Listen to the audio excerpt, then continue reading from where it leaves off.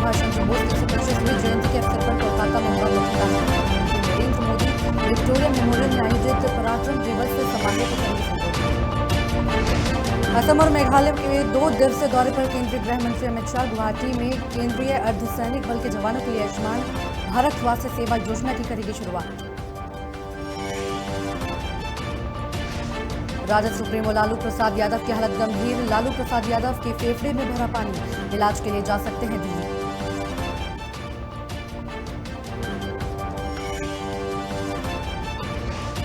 Singhu border पर पकड़े गए संदिग्ध ने लिया राय एसएचओ का नाम। 26 जनवरी को करने वाला था 4 किसान नेताओं की हत्या। हरियाणा के सोनीपत जिले का रहने वाला बताया जा रहा आरोपी। वास्तविक नियंत्रण रेखा पर भारतीय सेना की जासूसी कर रहा चीन। चीन की पीपुल्स लिबरेशन आर्मी के इंटेलिजेंस ने की सीमा पर जारी निर्माण कार्य की जानकारी इकट्ठा करने की कोशिश।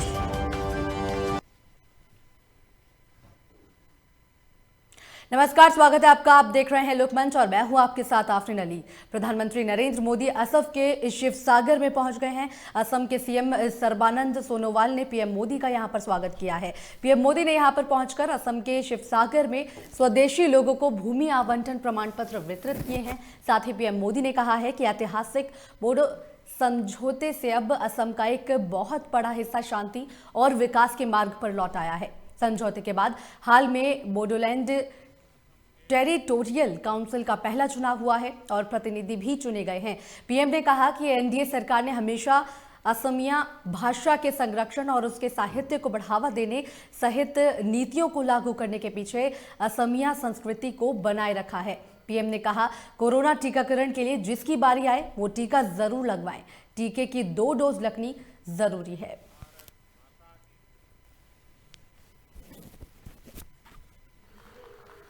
आज असम की हमारी सरकार ने आपके जीवन की बहुत बड़ी चिंता दूर करने का काम किया है। 1 लाख से ज्यादा मूल निवासी परिवारों को भूमि के स्वामित्व का अधिकार मिलने से आपके जीवन की एक बहुत बड़ी चिंता अब दूर हो गई है। भाइयों और बहनों, आज के दिन स्वाभिमान, स्वाधीनता और सुरक्षा के तीनों प्रतीकों का भी एक प्रकार से समागम हो रहा है। पहला, आज असम की मिट्टी से प्यार करने वाले मूल निवासियों के अपनी जमीन से जुड़ाव को कानूनी संरक्षण दिया गया। केंद्रीय गृह मंत्री अमित शाह ने नेताजी सुभाष चंद्र बोस की जयंती पर शनिवार को उन्हें श्रद्धांजलि अर्पित करते हुए कहा है कि देश के युवा उनके करिश्माई नेतृत्व में एकजुट थे, जिससे आजादी के लिए भारत के संघर्ष को नई ताकत मिली है। शाह ने हिंदी में ट्वीट किया है, नेताजी सुभाष चंद्र बोस के साहस और पराक्रम ने भारतीय स्वतंत्रता संग्राम को नई शक्ति प्रदान की। उन्होंने विपरीत परिस्थितियों में अपने करिश्माई नेतृत्व से देश की यशाशक्ति का संगठित यहां पर किया है। साथ ही स्वतंत्रता आंदोलन के ऐसे महानायक की 125वीं जयंती पर उन्हें कोटि कोटि नमन किया। भारत सरकार ने सुभाष चंद्र बोस की जयंती को पराक्रम दिवस के रूप में मनाने की यहां पर घोषणा की है। केंद्र सरकार के संस्कृति मंत्रालय ने उनकी 125वीं जयंती पर देश भर में कई कार्यक्रमों का यहां पर आयोजन किया है।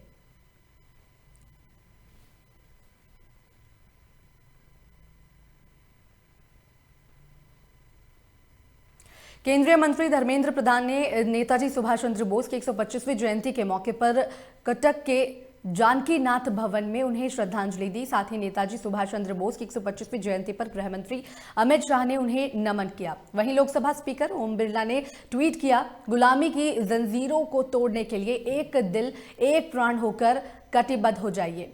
हिंदुस्तान अब गुलाम नहीं रह सकता, ना कोई ताकत इसे गुलाम रख सकती है। अपनी प्रत्येक श्वास भारत की आजादी को समर्पित करने वाले महान देशभक्त नेताजी सुभाष चंद्र बोस की जयंती पर शत-शत नमन। भारत सरकार ने नेताजी की 125वीं दिन से आगे जयंती से आगे 23 जनवरी को पराक्रम दिवस पालन किया जाएगा, इसकी उन्होंने घोषणा किया है। मैं प्रधानमंत्री जी को आभार प्रकट करता हूं और हम सब उड़िया वासियों का एक सौभाग्य की बात है कि नेताजी उड़ीसा में ही जन्म लिए थे। उनकी बाल्य शिक्षा उड़ीसा में हुई थी। नेताजी ने जो दुनिया में एक संघर्ष का, बलिदान का, देश प्रेम की एक नई मिसाल खड़ा किया है, ये संस्कार उनको इसी भूमि से मिला था। आज हम उनकी जन्मदिन पे 125वां जन्मदिन पे याद करके खुद को प्रेरित करते हैं, सौभाग्यशाली मानते हैं। वहीं राजद सुप्रीमो लालू प्रसाद यादव आज दिल्ली भेजे जा सकते हैं। उनकी तबियत लगातार बिगड़ रही है। शुक्रवार की देर रात भी उनकी हालत अचानक से खराब हो गई। डॉक्टर उमेश प्रसाद की टीम ने तुरंत blood pressure, blood sugar level की जांच की। दवाई देने के आधे घंटे के बाद वे थोड़े स्टेबल हुए।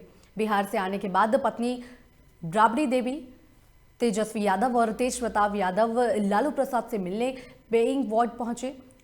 बेमी मीसा भारती और दामाद दोपहर से ही राजद सुप्रीमो की सेवा में जुटे हुए हैं। आपको बता दें कि तेजस्वी यादव ने लालू की हालत सीरियस बताते हुए कहा कि लालू बहुत तकलीफ में हैं, उन्हें बेहतर इलाज की जरूरत है। जांच रिपोर्ट आने के बाद डॉक्टर से परामर्श कर उन्हें एम्स दिल्ली ले जा सकते हैं। शनिवार को तेजस्वी इस बारे में झारखंड के मुख्यमंत्री हेमंत सोरेन से भी मुलाकात करेंगे।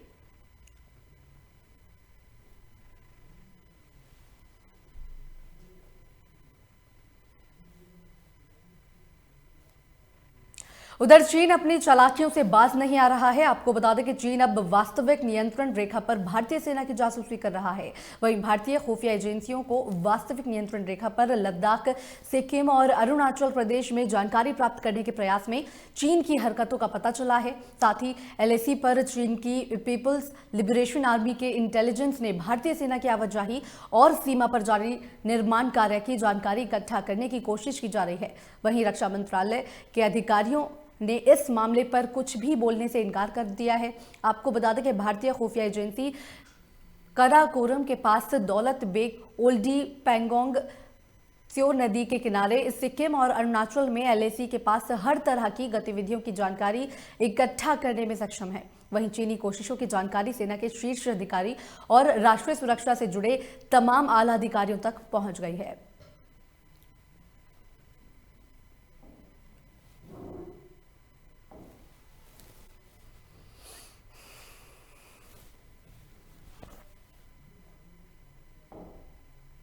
एक तरफ किसान 26 जनवरी के दिन ट्रैक्टर रैली निकालने पर अड़े हुए हैं, तो दूसरी तरफ सरकार कृषि कानूनों को वापस लेने के लिए राजी नहीं है। लेकिन इसी बीच एक ऐसी घटना घटी जिसका सबको ध्यान किसी आंदोलन की तरफ ही खींच लिया है। आपको बता दें कि दिल्ली बॉर्डर पर धरना दे रहे किसानों ने इस संदिग्ध युवक को यहां पर पकड़ लिया है और साथ ही इस संदिग्ध युवक ने कबूल किया कि वह 26 जनवरी के दिन 4 किसान नेताओं की हत्या करने के उद्देश्य से आया है। इस युवक का नाम योगेश है, जो हरियाणा के सोनीपत जिले का रहने वाला बताया जा रहा है। योगेश ने बयान दिया है कि किसान नेताओं की हत्या करने का निर्देश उसे सोनीपत के राई थाने के SHO प्रदीप ने दिए थे। हमारा प्लान ये था कि जो 23 तारीख को है, 23 तारीख को जो हमारी दिल्ली से टीम आई थी, उसने 2 जगह हथियार दिए हैं, एक माखन भोग के पास और दूसरा वो गली में। ठीक है, हमारा प्लान ये था कि जो से होगी, जैसे 26 तारीख को बढ़ने की कोशिश करेंगे। तो पहले जो लाइन होगी उसमें क्या होगा, जैसे जो गन चलाएगा, जो सबसे पहले दिल्ली पुलिस इनको रोकने की कोशिश करेगी, जो गन चलाएगा सर, वो ये होगा कि पहले हम शूट करेंगे, पहले रोकने की कोशिश करेंगे। अगर ये बाई चांस नहीं रुकते तो इन पे शूट होने का ऑर्डर है। दूसरी चीज़, अगर तब भी नहीं रुकते, इनके घुटनों में ऑर्डर है शूट करने का।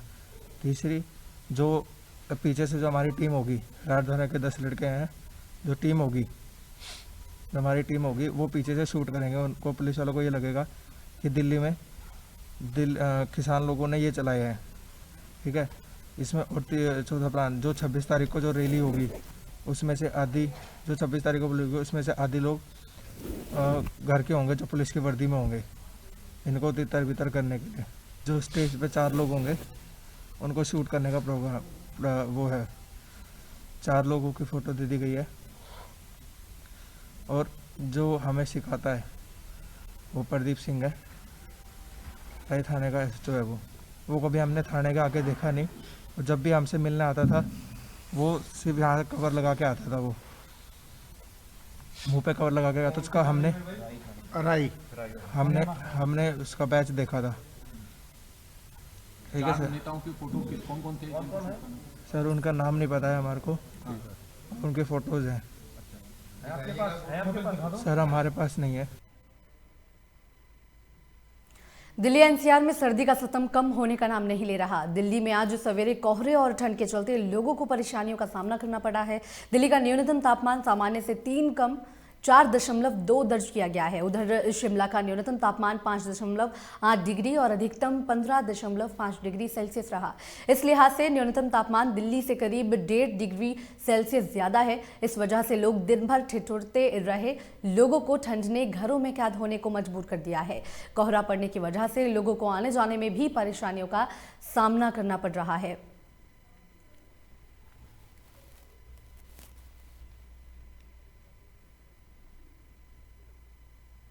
नोएडा के गौतम बुद्ध नगर में लगातार 2 दिन से फर्जी बम की सूचना आ रही है, जिसके बाद 26 जनवरी को लेकर गौतम बुद्ध नगर को हाई अलर्ट घोषित कर दिया गया है।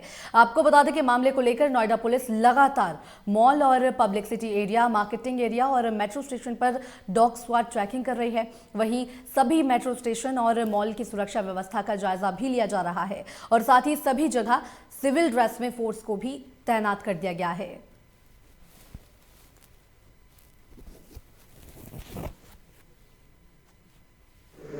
26 जनवरी के दृष्टिकोण से हम लोग नोएडा जोन में आज मेट्रो स्टेशन, मॉल, इस तरह का जगह पे bomb detection and disposal squad BDD team से हम लोग पूरा चेकिंग कराया जा रहा है।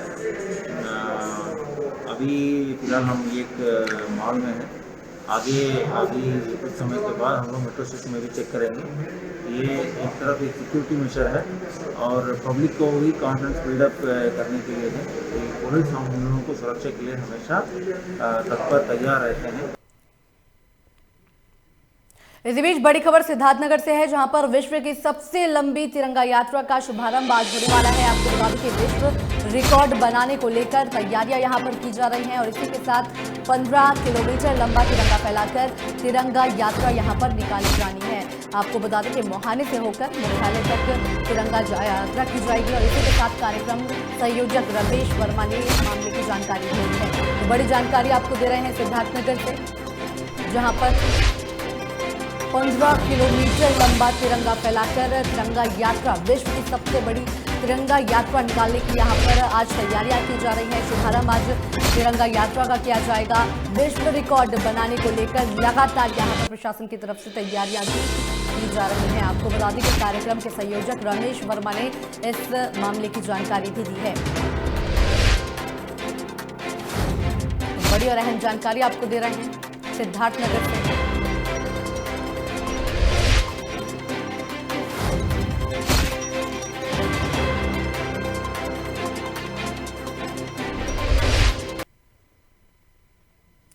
यूपी के बरेली की आंवला लोकसभा से भारतीय जनता पार्टी के सांसद धर्मेंद्र कश्यप ने सपा के राष्ट्रीय अध्यक्ष अखिलेश यादव के बयान पर निशाना साधा है। सांसद धर्मेंद्र कश्यप ने अखिलेश यादव के कोरोना वैक्सीन वाले बयान को लेकर कहा कि अखिलेश यादव सीएम रह चुके हैं, उन्हें गंभीर होना चाहिए और अपने गिरेबान में झांकना चाहिए। इसके अलावा सांसद ने कहा कि समाजवादी पार्टी गुंडों बदमाशों की पार्टी रही है। अखिलेश अपने गिरेबान में झांक कर देखें, जब उनकी सरकार थी तो प्रदेश में भय का माहौल था।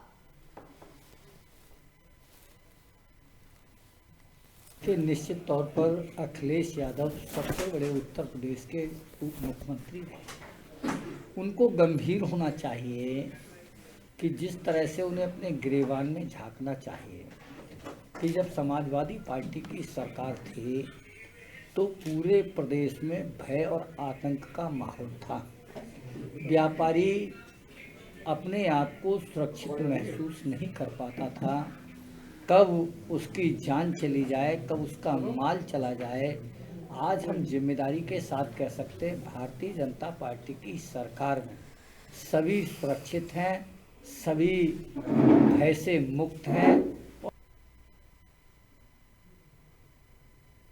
इसी बीच बड़ी खबर अमरोहा से है, जहां पर भारी संख्या में किसान दिल्ली परेड में शामिल होने के लिए रवाना हो गए हैं। आपको बता दें कि 250 ट्रैक्टरों से हजारों की संख्या में किसान रवाना हो चुके हैं। ट्रैक्टर पर तिरंगा झंडा और गन्ने लगाकर लगातार ये किसान सड़कों पर देखे जा रहे हैं। अमरोहा के गजरोला नेशनल हाईवे से होकर ये किसान यहां से निकल रहे हैं। तो बड़ी जानकारी आपको दे रहे हैं अमरोहा से, जहां पर किसान आंदोलन को समर्थन देने के लिए भारी संख्या में किसान रवाना हो चुके हैं। दिल्ली परेड में शामिल होने के लिए 250 ट्रैक्टरों से हजारों की संख्या में किसान रवाना हो चुके हैं। और ज्यादा जानकारी के लिए अमरोहा से हमारे संवाददाता इकबाल अंसारी हमारे साथ ऑनलाइन पर जुड़ गए हैं। इकबाल, भारी संख्या में किसान निकल चुके हैं, तो क्या कुछ अपडेट है इसको लेकर दिल्ली परेड में पहुंचने के लिए? जी हाँ, मैं आपको बता दूं कि रात ये जनपद अमरोहा के गजरोला से निकल रहे थे किसान लगभग 250 ट्रैक्टरों से, और जिसमें अमरोहा, मुरादाबाद, बिजनौर के किसान थे। और ये दिल्ली 26 जनवरी की परेड में शामिल होने के लिए जा रहे थे, लेकिन पुलिस ने इनको रोकने की काफी कोशिश की, मगर पुलिस इसके रोकने रुके नहीं है और ये लोग रात गजरोला से निकल चुके हैं। जी इकबाल, क्या ये किसान पहुंच गए हैं? जी, अभी तक ये किसान बॉर्डर पर नहीं पहुंचे हैं, रास्ते में ही कहीं हैं। इनको रास्ते में कहीं रोक लिया गया, लेकिन गजरोला से रात ही निकल चुके थे और लगभग 250 ट्रैक्टरों से ये किसान थे, जिनका कहना था कि हम दिल्ली 26 जनवरी की परेड में शामिल होने के लिए जा रहे हैं, और जो अपने ट्रैक्टरों पर तिरंगा झंडा लगाए हुए थे और गन्ने लगाए हुए थे। जी, क्या आपके किसान नेताओं से बातचीत हुई है? क्या कुछ उनका पूरा कार्यक्रम रहेगा? हमारे किसानों से बात हुई थी, वो बता रहे थे कि हम केवल शांतिपूर्ण तरीके से 26 जनवरी की परेड में शामिल होंगे, तिरंगा लगा करके अपने ट्रैक्टरों पर शामिल होंगे। और इससे पहले भी 1947 में जब देश आजाद हुआ था, तब भी 26 जनवरी की परेड में ट्रैक्टर शामिल हुए थे, तो अब क्यों नहीं शामिल हो सकते? अभी भी हम शांतिपूर्ण तरीके से, ये हमारा हक बनता है, हमारा राइट है, हम देश के नागरिक हैं कि हम 26 जनवरी की परेड में शामिल हो सकते हैं। उसी लिए हम जा रहे हैं, हम कोई प्रदर्शन नहीं करेंगे, कोई धरना प्रदर्शन नहीं, हम केवल परेड में शामिल होने के लिए हम जा रहे हैं। चलिए, बहुत बहुत शुक्रिया इकबाल तमाम जानकारी के लिए।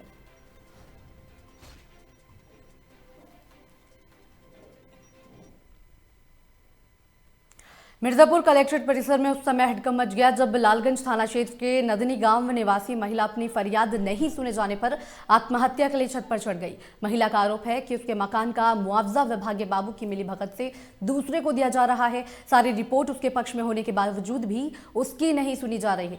साथ ही पीड़िता ने नाजायज मांग की है, जिसको लेकर इनकार करने पर दूसरे पक्ष से 1.5 लाख रुपए में मनमानी करने का ठेका लेकर अन्याय किया जा रहा है।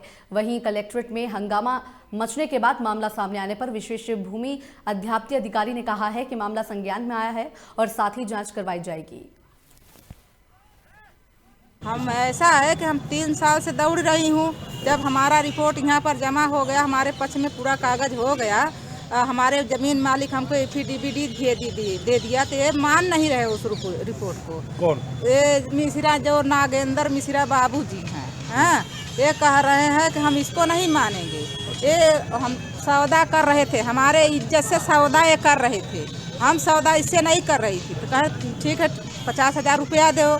हम कहाँ किससे हम पैसा मांग करके इसको दे 50,000 रुपया? हमारा लड़का है होटल में थरिया बर्तन धो करके देता है, तो हम कोर्ट कचहरी करते 3 साल ये दौड़ा है, हमारा पैसा नहीं दे रहा है। 50,000 रुपये किस चीज़ के मांग रहे थे? हमसे मांग रहे थे कि पैसा दो तो होगा नहीं, अपनी इज्जत दो। रजिस्ट्री अभिकरण अधिकारियों द्वारा इनकी जांच की गई। जांच में एसडीएम, तहसीलदार, नायब तहसीलदार, लेखपाल, कानूनगो द्वारा यह रिपोर्ट आई, यह मकान केसरी देवी का है, केसरी देवी के हक में इसका मुआवजा मिलना चाहिए। लेकिन यहाँ के जो बाबू हैं, उनके गलतफहमी से गुमराह करके बार बार इसको, नरेंद्र मिश्रा एक बाबू शायद रहते हैं यहाँ, उनके द्वारा इसको बार बार प्रताड़ित किया जा रहा है। 2/9/2019 से इसकी फाइल लगी है, लेकिन आज तक इसका निस्तारण नहीं हुआ। केसरी देवी नाम है इसका, और वहाँ पर एक गाटा संख्या 368 है, जिसमें मकान बना हुआ है। मकान के संबंध में, स्वामित्व के संबंध में विवाद है। वो मुन्ना लाल एक हैं, कहते हैं हम बनवाए हैं, और केसरी देवी कहती हैं हम बनवाए हैं। और इसकी जांच अभी हमारे संज्ञान में आया है, मैं इसकी जांच करा रहा हूँ। जो तहसील से और जो एसडीएम से रिपोर्ट। इसी बीच बड़ी खबर फर्रुखाबाद से सामने आ रही है, जहां पर पुलिस को बड़ी कामयाबी हासिल हुई है। आपको बता दें कि 25,000 का इनामी बदमाश को गिरफ्तार पुलिस ने यहां पर किया है। साथ ही बताया जा रहा है कि कई महीनों से ये इनामी बदमाश फरार चल रहा था। अनुपम शुक्ला, आपको बता दें कि मुखबिर की सूचना पर हरिद्वार से पुलिस ने बदमाश को गिरफ्तार कर लिया है। आपको बता दें कि जिले में अभी भी 12 इनामी बदमाश अभी फरार चल रहे हैं। पुलिस अधीक्षक ने प्रेस वार्ता कर गिरफ्तारी की ये जानकारी दी है। तो बड़ी जानकारी आपको दे रहे हैं और ज्यादा जानकारी के लिए फर्रुखाबाद से हमारे साथ संवाददाता अमोद तिवारी हमारे साथ फोन लाइन पर जुड़ रहे हैं। अमोद, पुलिस को बड़ी सफलता हासिल हुई है, 25,000 का इनामी बदमाश गिरफ्तार किया गया है, क्या कुछ अपडेट है? अभी आपसे ये बताना चाहेंगे कि चोरी और डकैती के मामले में और गैंगस्टर के मामले में काफी समय से फरार चल रहे अपराधी अनुपम शुक्ला और शिवम शुक्ला को गिरफ्तार करने में पुलिस और स्वास्थ्य टीम को बड़ी कामयाबी मिली है, जिसे उत्तराखंड के हरिद्वार से गिरफ्तार किया गया है। वही मामले का खुलासा फतेहगढ़ पुलिस लाइन करते हुए पुलिस अधीक्षक ने बताया है कि पकड़े गए अपराधी के ऊपर डकैती और गैंगस्टर के मामले हैं। इसके ऊपर 25,000 का इनाम था, जिसे हरिद्वार उत्तराखंड से गिरफ्तार किया गया है और गिरफ्तार कर उसे जेल भेजा जा रहा है। जी अमोद, पकड़े गए आरोपी से पूछताछ में क्या कुछ निकलकर सामने आ रहा है? अब आपकी किसी अधिकारी से बातचीत हुई हो तो कोई जानकारी इसको लेकर? नहीं, पकड़े गए अपराधी के संबंध में पुलिस अधीक्षक से बात हुई तो उन्होंने बताया उससे पूछताछ की जा रही है और अन्य मामलों की जानकारी की जा रही है। इसमें उत्तराखंड के हरिद्वार में रहा है, वहाँ तो कोई अपराध घटित नहीं किया है। साथ ही उन्होंने कहा है कि अपराधी की गिरफ्तारी से पुलिस जो अपराध हो रहे हैं उसे अंकुश लगाने में कामयाबी मिलेगी और अपराधी को जेल भेजा जा रहा है। चलिए, बहुत बहुत शुक्रिया अमोद तमाम जानकारी के लिए।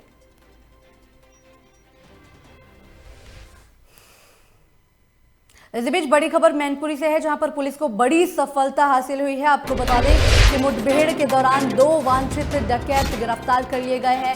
बिजली के वेयर हाउस में 6 जनवरी को इन आरोपियों ने लूट को अंजाम दिया था। पुलिस ने तमंचा, कारतूस, मोबाइल और खोखा भी इनके पास से बरामद कर लिया है। आपको बता दें कि मुखबिर की सूचना पर पुलिस ने ये बड़ी सफलता यहां पर हासिल की है। सिंधिया तिराहे पर पुलिस और बदमाशों के बीच ये मुठभेड़ हुई। तो बड़ी जानकारी आपको दे रहे हैं, मुठभेड़ के दौरान 2 बदमाशों को पुलिस ने गिरफ्तार कर लिया है। आपको बता दें कि लूट और डकैती में ये दोनों ही बदमाश लगातार काफी समय से फरार चल रहे थे, जिसको लेकर पुलिस ने इन्हें पकड़ने में बड़ी सफलता यहां पर हासिल की है।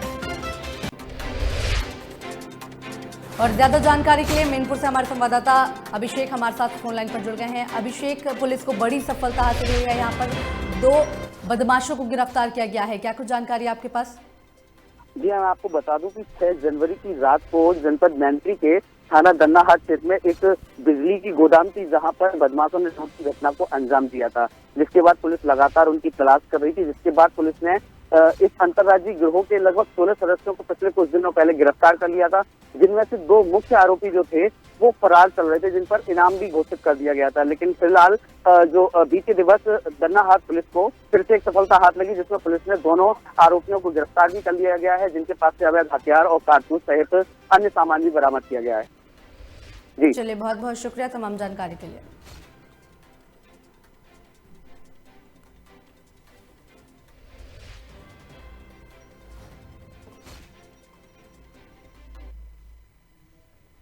इसी बीच बड़ी खबर प्रतापगढ़ से है, जहां पर किशोरी की हत्या से इलाके में सनसनी फैल गई है। आपको बता दें कि शुक्रवार को किशोरी का संदिग्ध परिस्थितियों में शव बरामद किया गया था। गन्ने के खेत में ये किशोरी का शव मिला था, जिसके बाद पूरे ही इलाके में दहशत का माहौल देखने को मिल रहा है। आपको बता दें कि पुलिस ने शव को फिलहाल पोस्टमार्टम के लिए भेज दिया है।